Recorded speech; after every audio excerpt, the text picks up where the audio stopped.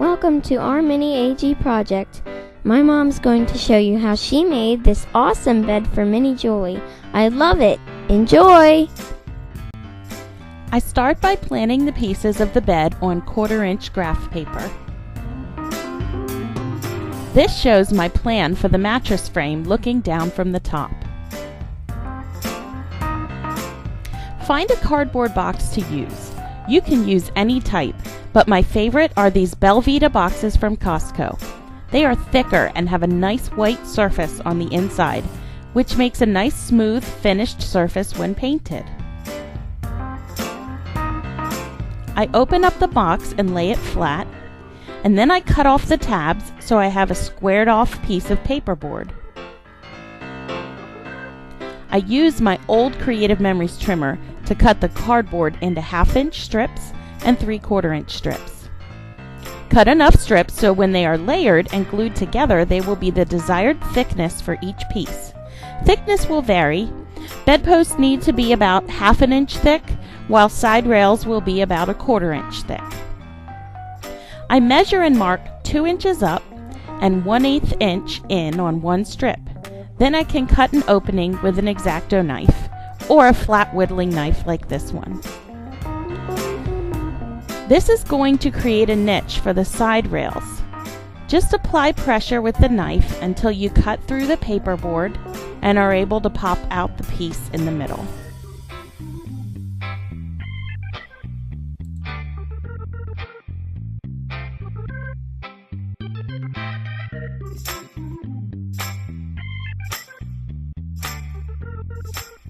Here I've trimmed the strips into different lengths shown here. You will notice in this picture though that my bedposts are shorter because I decided later to add 2 inches to the height of the bed. I found it helpful to lay my pieces out in the order I was going to glue them together. Flip over the 4 bedpost lengths with the holes cut into them. I began stacking and gluing the strips together, beginning with the 2 bedpost pieces with the holes cut into them.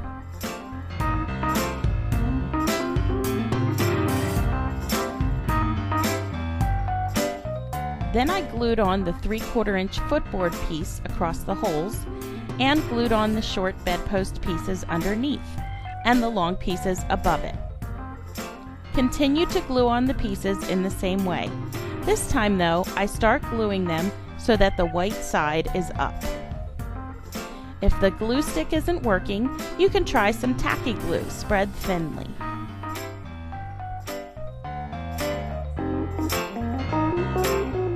And that completes the footboard section. Here is how it looks flipped over so you can see where the holes were cut. This will give a little niche for the side rails to be glued in securely. Make a second one the same way. I made mine both the same, but if you want to, you can make the headboard piece a little taller so that you have a place for the pillow to rest. I wanted to do that, but I forgot. I used sandpaper to smooth the edges. And now I took my strips and cut out the pieces for the side rails. I cut holes in 4 of the pieces to make slits for the mattress supports.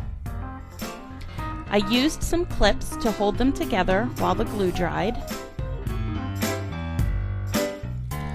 I cut out my pieces for the mattress supports. These will fit into the holes cut out of the side rails, so make sure those measurements match. Once the glue is sufficiently dried, assemble the bed frame.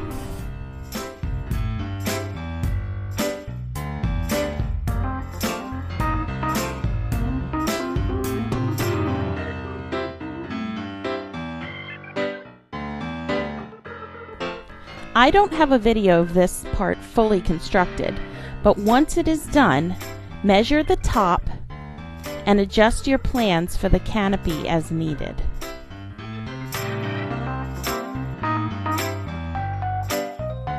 Here I am using the template I made for the canopy support to measure and cut the pieces to form the layers. It's important to note that you shouldn't put together your canopy support until after you've glued together the main structure of your bed.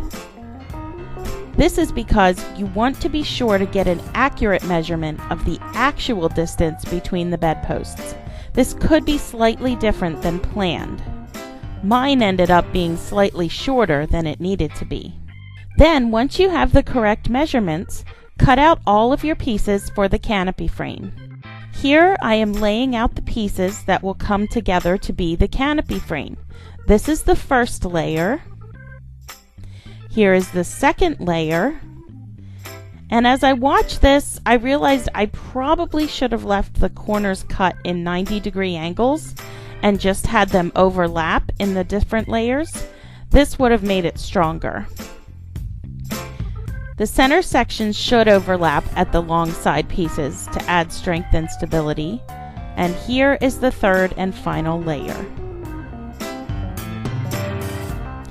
Now glue together the pieces. I think I used both tacky and super glue. Super glue was helpful for the 45-degree angle corners because it held faster. Here is how it will look when glued together. And here is the structure of the bed all put together.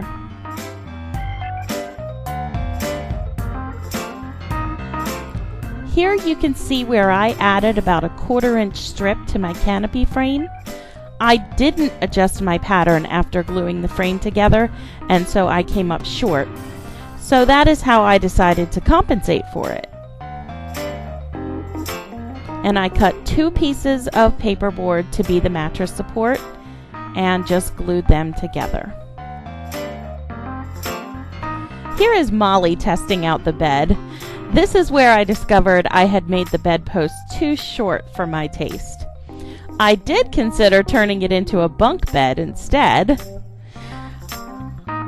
but in the end I decided to add 2 inches to the top of the bedposts. Now for the bedding. I create a pattern for the mattress based on the measurements of the bed. Use the pattern to cut out 2 pieces of orange fabric, pin them together, and sew around the edge with a 1/4-inch seam allowance. Leave an opening on one side. To create the depth of the mattress, take the corners and fold them like this.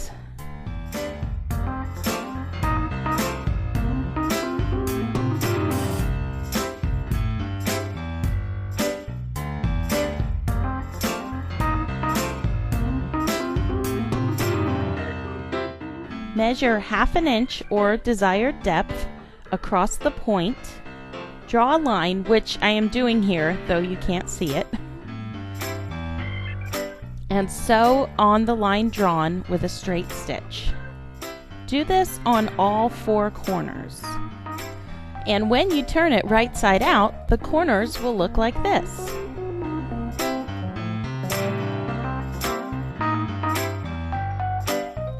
Fill it with pillow fluff. Make sure to push it into the corners. Pinch the opening closed and sew it together. Now I use pins to plan out where my pits will go. When they are placed where I like, I mark them with a pencil or a disappearing marking pen.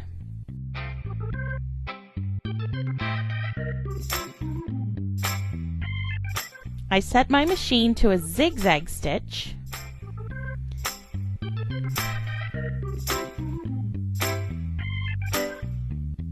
and I set the stitch size to the desired width. Now with a switch in the back of my machine, I lower the feed dogs just as you would do when sewing a button. So you can check your machine's manual to see how to do that. Then I squeeze the mattress under the presser foot and line up the needle with one of the marks for the pits. With the feed dogs lowered, the fabric will not advance forward and the zigzag stitch will produce a little button sewing stitch.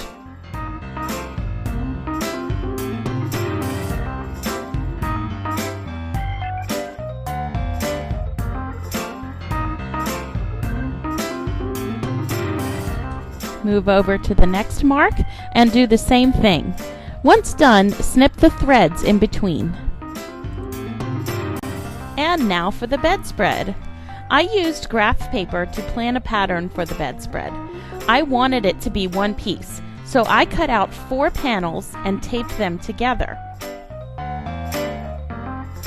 I used my rotary cutter, ruler, and cutting board to make sure my lines were nice and straight. However, this is not necessary, and you can also cut it out with scissors. I also cut out a patterned piece for the top. I found this fabric at Walmart. Before sewing the front and back together, first pin some ribbon along the top edge of the bottom piece of fabric. Sew along the ribbon to secure it. I used a zigzag stitch. Then you pin the top and bottom pieces good side to good side, stitch around the edge, leaving a 1/4 inch seam allowance, turn it and iron it, and place it on the bed. I bought these beads at Dollar Tree about a year ago. I'm going to use them for the bead curtain on Julie's bed. I have 2 necklaces of each color. I cut them in half to create 4 strands of each color. I carefully hot glue 3 strands to a piece of felt. Be careful, don't burn your fingers.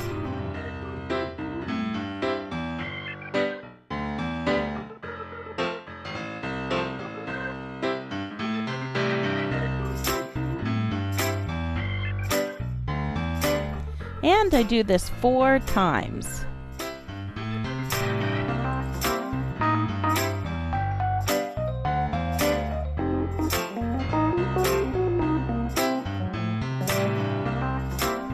Now I decide where I want to hang the beads.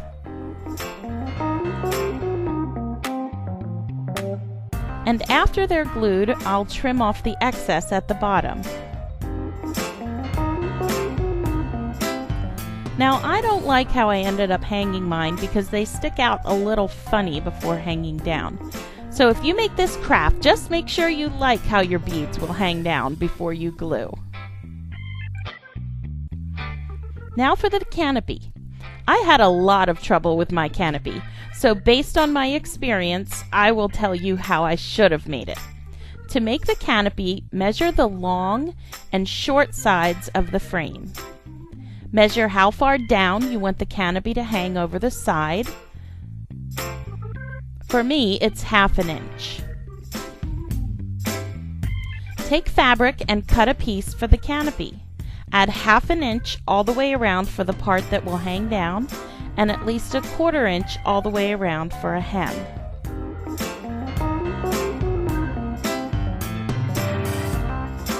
Fold over the edge a 1/4 inch and sew a hem by hand or with a sewing machine. Place your hemmed piece on top of the canopy frame.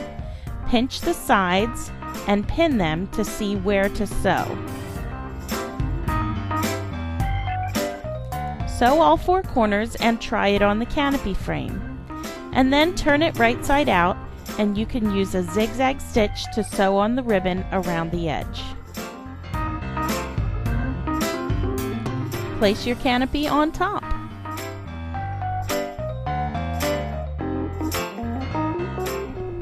And then place a cake on top. Wait, what? Queenie! Sorry.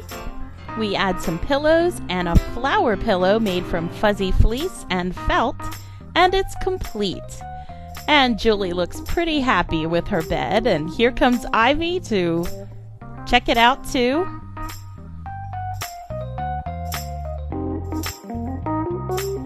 I also made a trundle bed and a side table.